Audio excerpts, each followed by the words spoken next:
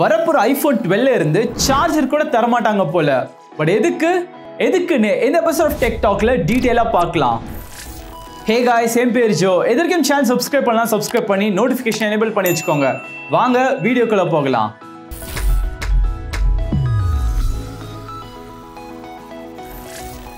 ஆமாங்க, வரப்போற ஐபோன்ல சார்ஜர் கூட கொடுக்க மாட்டாங்க போல. பட் இதனால யூசர்ஸ்க்கு என்ன லாபம்னு பார்க்கலாம். இத்தனை வருஷம் ஃபோன் யூஸ் பண்றதுல அது ஐபோனா இருந்தாலும் சரி, ஆண்ட்ராய்டா இருந்தாலும் சரி, ஒவ்வொருத்தவங்க வீட்லயும் சார்ஜர் அடாப்டர்ஸ் பாத்தீங்கன்னா எக்ஸ்ட்ரா பாக்கி நிறையவே இருக்கும். இந்த புது போன்ஸ் கூட வரக்கூடிய அடாப்டர் யூஸ் பண்றதால நம்ம கிட்ட ஆல்ரெடி இந்த அடாப்டர் தூக்கி குப்பையில போட்டுருவோம். இந்த குப்பைங்கள தான் எலக்ட்ரானிக் வேஸ்ட், அதாவது இ வேஸ்ட் அப்படின்னு சொல்லுவாங்க.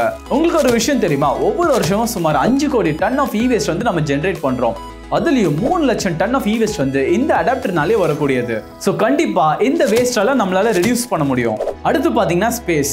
ஒரு லீக்கான இமேஜ்ல வரப்போற ஐபோன்ல வெறும் சார்ஜர் கேபிள் வைக்கிறதுக்கும் புக்லெட் வைக்கிறதுக்கும் தான் ஸ்பேஸ் இருக்கு போல. அதனால ஓவரால் பேக்கேஜிங் சைஸை கூட ரெடியூஸ் பண்ண முடியும். இதனால கூட சில வேஸ்ட் வந்து நம்மளால கம்மி பண்ண முடியும். ஆல்ரெடி பாத்தீங்கன்னா மத்த போன்ஸோட பேக்கேஜிங்கோட இந்த போன்ஸோட பேக்கேஜிங் தான் கொஞ்சம் ஸ்லிம்மாவே இருக்கும். சோ இதோட அட்வான்டேஜ் பாத்தீங்கன்னா ஸ்டோரேஜ் ஸ்பேஸை கூட கொஞ்சம் தான் எடுத்துக்கும். சோ இத டிரான்ஸ்போர்ட் பண்றப்போ கூட அதே ஸ்பேஸ்ல double the amount of bones வந்து இவங்களால டிரான்ஸ்போர்ட் பண்ண முடியும். இது மூலமா சில டிரான்ஸ்போர்ட் சார்ஜஸ் கூட நம்மளால ரெடியூஸ் பண்ண முடியும். அடுத்து பாத்தீங்கன்னா பிரைசிங். வரப்போற ஐபோன்ல 5G நெட்வொர்க் இருக்க போகுது. டிஸ்பிளே பாத்தீங்கன்னா 120 Hz டிஸ்பிளேயும், சில ஹை எண்ட் மாடல்ல பாத்தீங்கன்னா OLED டிஸ்பிளேயும் இருக்க போகுது. சோ அது மட்டும் இல்லாம இதோட கேமரா குவாலிட்டி இன்க்ரீஸ் பண்ணணும்னு பெட்டர் கேமரா மாடல்ஸ் கூட இதுல வச்சு கொடுக்க போறாங்க. சோ ஆப்வியஸா போனோட பிரைசஸ் பாத்தீங்கன்னா இன்க்ரீஸ் ஆகிறதுக்கு வாய்ப்பு இருக்கு. சோ இந்த இன்க்ரீஸ் ஆன பிரைஸை இந்த சார்ஜரும் இயர்போனையும் ரிமூவ் பண்றது மூலமா டிக்ரீஸ் பண்ணி இவங்க லான்ச் பண்ண iPhone 11 ரேட்டுக்கு இந்த iPhone 12 இவங்களால லான்ச் பண்ண முடியும். பிரைசிங் கம்மி பண்றது மட்டும் தான் இவங்களோட எய்ம்னா அது பண்றதுக்கு நிறைய வழி இருக்கு. சோ ஏன் இந்த சார்ஜ் ரிமூவ் பண்ணாங்கன்னு புரிஞ்சுக்க ஆப்பிள் தொடர்ச்சியா பண்ண சில விஷயத்தை நம்ம பார்க்கலாம். ரொம்ப வருஷத்துக்கு முன்னாடி உலகமே ஃபிளாப்பி டிஸ்க் யூஸ் பண்ணிருந்த டைம்ல இவங்க ஒரிஜினல் ஐமேக் வந்து லான்ச் பண்ணியிருந்தாங்க.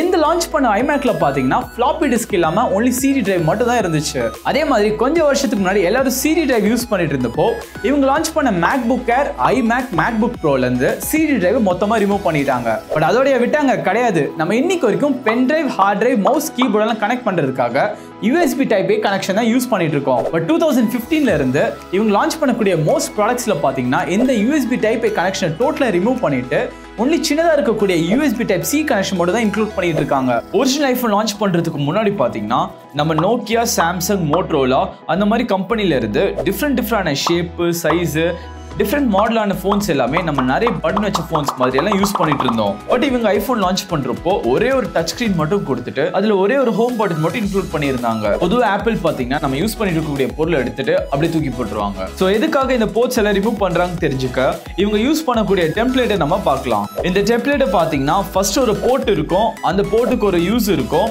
அந்த போர்ட்டை இவங்க ரிமூவ் பண்ணுவாங்க, அந்த யூஸுக்கு ஒரு ஆல்டர்னேட்டிவ் கொடுப்பாங்க, அப்புறம் அந்த ஆல்டர்னேட்டிவ்க்கு சார்ஜ் பண்ணுவாங்க. நான் திருப்பி சொல்றேன், கவனமா கேளுங்க. ஃபர்ஸ்ட் ஒரு போர்ட் இருக்கும், அந்த போர்ட்டுக்கு ஒரு யூஸ் இருக்கும், அந்த போர்ட்டை அவங்க ரிமூவ் பண்ணுவாங்க, அந்த யூஸுக்கு ஒரு ஆல்டர்னேட்டிவ் கொடுப்பாங்க, அப்புறம் அந்த ஆல்டர்னேட்டிவ்க்கு சார்ஜ் பண்ணுவாங்க. இதை புரிஞ்சுக்கிறதுக்காக உங்களுக்கு ஒரு எக்ஸாம்பிள் கொடுக்குறேன். ஆடியோ கேட்கறதுக்காக உலகமே யூஸ் பண்றது பாத்தீங்கன்னா 3.5mm ஹெட்ஃபோன் ஜாக். 2016ல இவங்க லான்ச் பண்ண iPhone 7ல இருந்து எல்லா டிவைஸ்லும் பாத்தீங்கன்னா இந்த ஹெட்ஃபோன் ஜாக்கை டோட்டலாவே ரிமூவ் பண்ணிட்டாங்க. சோ ஆடியோ கேட்கணும் ஒரு பிரச்சனை இல்லையா? இந்த பிரச்சனையை சால்வ் பண்ணனும்னு வயர்லெஸ் ஏர்பாட்ஸ் இவங்க லான்ச் பண்ணாங்க. அந்த ஏர்பாட்ஸ்க்காக தனியா சார்ஜ் பண்ணாங்க. இப்போ இந்த டெம்ப்ளேட் உங்களுக்கு புரியுதுன்னு நினைக்கிறேன். இந்த டெம்ப்ளேட் மறந்துடாதீங்க, இதை நம்ம அகைன் யூஸ் பண்ணுவோம். இந்த ஹெட்ஃபோன் ஜாக்கை ரிமூவ் பண்றதுக்கு கூட ஒரு சீக்ரெட்டான ரீசன் ஒன்று இருந்தது. அது என்னன்னா இவங்க அடுத்து லான்ச் பண்ணக்கூடிய iPhone Xல ஃபுல் ஸ்கிரீன் எக்ஸ்பீரியன்ஸ் கொண்டு வரணும்ட்டு.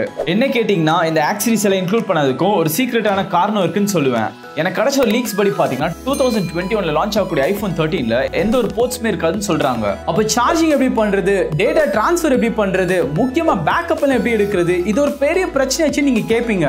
இங்க தான் அந்த டெம்ப்ளேட் சொன்னேன் இல்லையா, ஆப்பிள் வந்து யூஸ் பண்ணோம். ரீசெண்டா லான்ச் பண்ண iOS 13.4 பீட்டா அப்டேட்ல சீம்லெஸ்ஸா வயர்லெஸ் மூலமா டேட்டாவை டிரான்ஸ்ஃபர் பண்ற ஆப்ஷன் வந்து ஆட் பண்ணியிருக்காங்க. இந்த டேட்டாவை பாத்தீங்கன்னா கிளவுட்ல சேவ் பண்ற மாதிரி இருக்கும். அந்த கிளவுட் சர்வீஸ்க்கு உங்ககிட்ட இருந்து சார்ஜ் பண்ணுவாங்க. அதே மாதிரி சார்ஜிங் பார்த்தா கூட அவங்களோட வயர்லெஸ் சார்ஜிங்க 2017ல இருந்து எல்லா போன்லயும் ஆட் பண்ணியிருக்காங்க. ஆப்பிள் ஏர் பவர் உங்களுக்கு ஞாபகம் இருக்கான்னு தெரியல, அது ஒரு வயர்லெஸ்ஸான சார்ஜர். அந்த ஆக்சஸரியை இந்த போன் கூட வித்து உங்ககிட்ட இருந்து அடிஷனலா சார்ஜ் பண்ணிப்பாங்க. பட் போர்ட்ஸ் இல்லாம இருக்கிறதுலயும் ஒரு அட்வான்டேஜ் இருக்கு.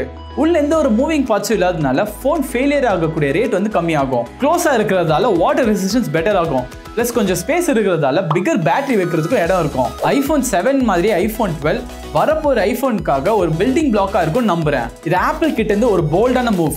என்னதான் ஸ்டார்டிங்ல மற்ற கம்பெனி எல்லாம் ஆப்ல பார்த்து கலாய்ச்சாலும் போக போக கண்டிப்பா ஆப்ல பார்த்து காப்பி அடிச்சு அவங்க போன் இம்ப்ளிமெண்ட் பண்ண தான் போறாங்க. ஃபார் எக்ஸாம்பிள் ஆப்ல வந்து ஃபிளாப்பி டிரைவர் ரிமூவ் பண்ணப்போ இவங்களும் பண்ணாங்க, சிடி டிரைவர் ரிமூவ் பண்ணப்போ இவங்களும் பண்ணாங்க, போன்ஸ் வந்து வெறும் டச் ஸ்கிரீன் கொடுத்தப்போ இவங்களும் இப்போ வரைக்கும் வெறும் டச் ஸ்கிரீன் போட தான் கொடுத்துட்டு இருக்காங்க. அதே மாதிரி ஹெட்ஃபோன் ஜாக்கை ரிமூவ் பண்ணதுக்கு பயங்கரமா கிண்டல் பண்ண மற்ற கம்பெனிஸ் எல்லாமே கொஞ்சம் வருஷத்துலேயே அவங்களும் அவங்களோட ஃபிளாக்ஷிப் போன்ஸ்ல இருந்து ஹெட்ஃபோன் ஜாக் எல்லாம் ரிமூவ் பண்ணிட்டு செப்பரேட்டா வயர்லெஸ் இயர்ஃபோன்ஸ் எல்லாம் விற்க ஆரம்பிச்சிட்டாங்க. ஸோ ப்ராபப்ளி கொஞ்சம் வருஷத்துலேயே எல்லா போன்ஸுமே டோட்டலா போர்ட்லெஸ் போறதுக்கும் வாய்ப்பு இருக்கு. ஸோ இந்த போர்ட்லெஸ்ஸா போறது தான் ஃபியூச்சர்னா இந்த ஃபியூச்சர் பத்தி நீங்க என்ன நினைக்கிறீங்க கீழே கமெண்ட் செக்ஷன் சொல்லுங்க. ஃப்ரெண்ட்ஸ், இந்த வீடியோ உங்களுக்கு யூஸ்ஃபுல்லா இருந்துச்சுன்னா லைக் ஷேர் பண்ணுங்க, சப்ஸ்கிரைப் பண்ணலாம் பண்ணிட்டு நோட்டிஃபிகேஷன் எனேபிள் பண்ணிக்கோங்க. மீண்டும் ஒரு எபிசோட்ல பார்க்கலாம். நான் உங்க டெக் நண்பன் ஜோ.